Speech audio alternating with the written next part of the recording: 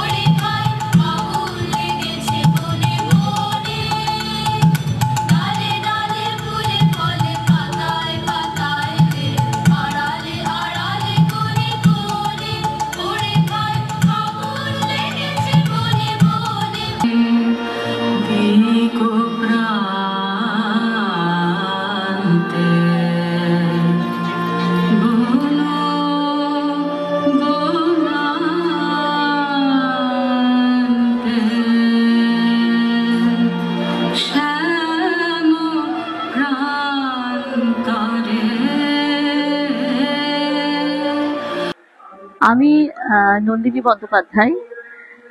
আমার একটি নৃত্য প্রতিষ্ঠান আছে কনিনিকা নৃত্য মন্দির। আমার পরিবারেও নাচের সঙ্গে যুক্ত। আমার শ্বশুর মশাই মাধবেন্দু মুখোপাধ্যায় বহুদিন ধরে নৃত্য জগতের সঙ্গে যুক্ত এবং বহু জায়গায় নাচ শিখিয়েছেন। বিশ্বভারতীর নৃত্য অধ্যাপক ছিলেন মণিপুরী। আমার হাজবেন্ড, আমার স্বামীও এখন প্রয়াত, উনিও নাচ নৃত্য নিয়েই থেকেছেন এবং বিশ্বভারতীরই উনি কর্মী ছিলেন।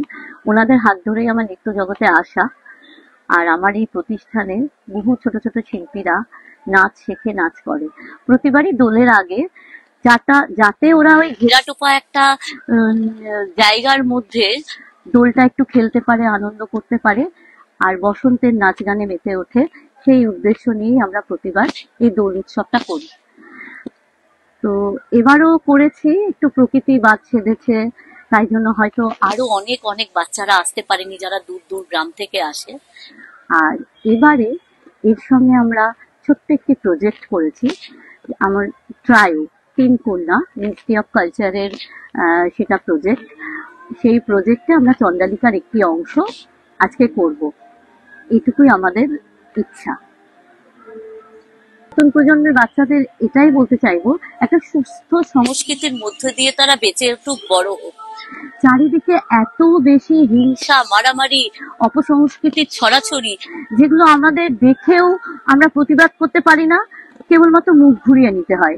তাই আমার প্রতিষ্ঠানে আমি চাই এই ছোট্ট ছোট্ট শিশু মন যেন তাদের শিল্প সংস্কৃতি নিয়ে বেড়ে উঠুক, বৃদ্ধি পাক, তাদের মনের যে ভাবনা চিন্তা সেটা ডানা মেলে উড়ুক। আমার 25 বছর হয়ে গেল আমার প্রতিষ্ঠান। সত্যি এখান থেকে নাচ শিখে যখন বাইরে তারা নাচ শেখায় এবং রবীন্দ্র নৃত্যের জন্য তাদের একটা বিশেষভাবে পরিচিতি হয়, তখন আমার খুবই ভালো লাগে। এই সুস্থ সংস্কৃতির হাত ধরে বেঁচে থাকাই হচ্ছে আমার উদ্দেশ্য।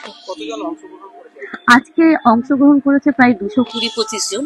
হয়তো বৃষ্টির কারণে 10-12 জন আসতে পারেনি, যারা দূর দূর গ্রাম থেকে আসতে। বাসন্তী দেবী গাঙ্গুলি ফাউন্ডেশনের বৃদ্ধাবাস সেবা করাটাই মূল উদ্দেশ্য আমাদের।